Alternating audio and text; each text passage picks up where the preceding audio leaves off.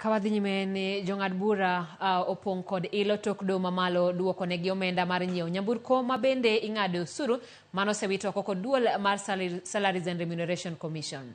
Ing'ato margi Justice Chacha Mwita, Patricia Nyaundi kod Lawrence Mugambi owacho ni oboke manondiki kod SRC tarik 12 dwe mar abiriyo higa mar 2021 manogolo omenda mar jong'ad buche kaka gino manodhi ataro mar chik. Giwacho ni wach makamano en gino marocho chenro mag bad sirikal mar doho mar chung' kar kende kaka chik dwaro kakoro migawo mar omenda omi chik mondo chak chulo jong'ad bura omenda makamano.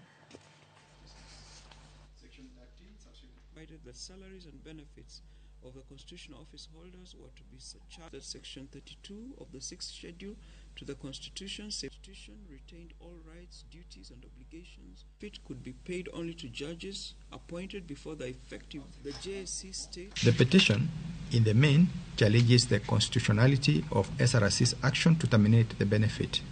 Looking at the totality of the issues raised in this petition, we cannot trace employer-employee relationship. The case is not against the judiciary as the employer of the judges, but centers on whether the SRC action is inconsistent with or in contravention of the Constitution. The tax for car allowance is a benefit to the office of judge. It was conferred under the retired Constitution as a duty-free car grant which enabled judges to purchase vehicles for private use.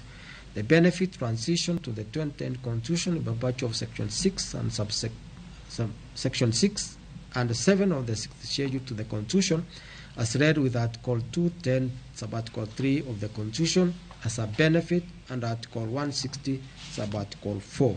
Third, the tax for car allowance, benefit, and subsequent reviews is ring-fenced and protected under Article 160, Sub-Article 4 of the Constitution, and cannot thereby be taken away, altered, or varied to the disadvantage of judges. The JSC contends, therefore, that if the intention of the framers of the Constitution was to remove any benefits paid to judges prior to the effective date, such